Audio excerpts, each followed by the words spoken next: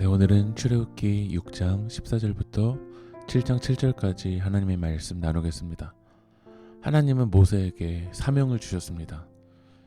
6장 27절을 보면 애굽왕 바로에게 이스라엘 자손을 애굽에서 내보내라 말한 사람도 모세와 아론이었더라.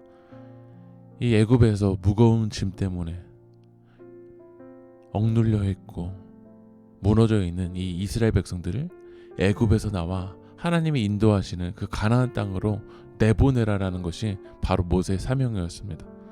우리들에게도 사명이 있습니다.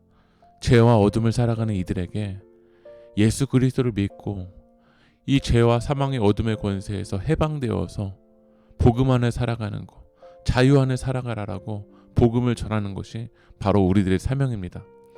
그런데 사명을 들은 모세는 하나님께 어떻게 반응하냐면 30절을 보면 모세가 여호와 앞에서 아뢰되 나는 입이 둔한 자이오니 바로가 어찌 나의 말을 들으리이까. 사명을 들었지만 입이 둔해요. 우리도 하나님의 사명 앞에 서면 내 상황을 바라보면 말을 못할 것 같고 연약하고 안 될 것만 같습니다. 외적으로는 바로가 내 말을 들을까요?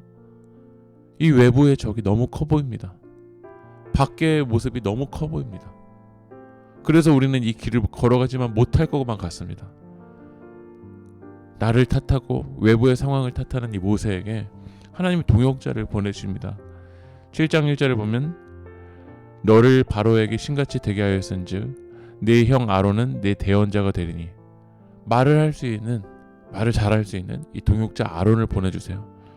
때로는 우리가 넘어져 있을 때, 연약할 때 하나님의 사람들을 만나게 해주시고 그 하나님의 사람들을 통해서 힘을 얻고 다시 이 길을 걸어갈 수 있도록 도와주십니다. 하나님이 모세에게 사명을 주시고 동역자들을 보내주시고 이제 바로를 향해서 가는 거야. 그럼 바로가 이 모세가 왔기 때문에 마음을 확 열고 하나님의 말씀대로 순종했을까요? 바로는 어떻게 반응하냐면 3절을 보면 내가 바로의 마음을 완악하게 하고 내 표징과 내 이적을 애굽 땅에서 많이 행할 것이나 4절 바로가 너희의 말을 듣지 아니할 터인즉. 하나님의 이 기적들을 이 애굽에서 보여줌에도 불구하고 하나님의 말씀을 보여줌에도 불구하고 마음이 완악한 이 바로는 말을 듣지 않는다라는 거야. 우리도 복음을 전할 대상에게 찾아가서 하나님의 말씀을 전해도 마음이 굳어져 있는 사람은 여러분에게 믿음으로 반응하기보다 오히려 대적하고 여러분을 공격할 때가 있습니다. 그런데 4절 하반절을 보면 내가 내 손을 애굽에 뻗쳐. 5절을 보면 내가 내 손을 애굽 위에 펴서. 나를 보면 연약하고 외적인 환경을 보면 이 모세는 마음이 완악해서 그 마음이 열리지만 않을 것만 같습니다. 그러나 그 위에 무엇이 펼쳐져 있냐면 내 손을, 여기서 내 손은 바로 하나님의 손입니다. 결국 구원은 누구의 손으로 되냐면 하나님의 손이 뻗쳐져야 되고 하나님의 손이 펼쳐져야 됩니다. 모세는 통로일 뿐입니다. 7절에 모세가 나이가 몇 세라고 나왔냐면 80세고 형 아론은 83세입니다. 얼마나 연약합니까? 그러나 하나님의 손이 모세를 붙잡아 주시니까 이 길을 걸어갈 수 있을 줄 믿습니다.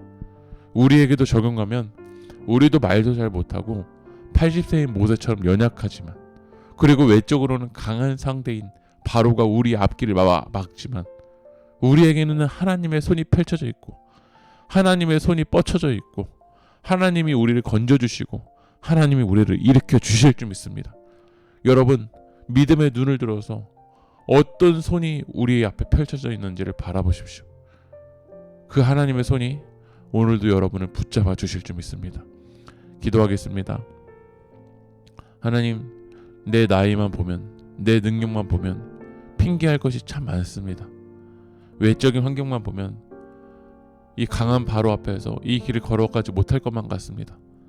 그러나 내 상황과 환경을 뛰어넘어 펼쳐져 있는 여호와의 손을 우리가 바라보게 하여 주시옵시고 하나님의 손이 우리를 구원하여 주시고 하나님의 손이 우리를 붙잡아 주셔서 하나님 이 사명의 길을 걸어갈 수 있도록 주님 인도하여 주시옵소서.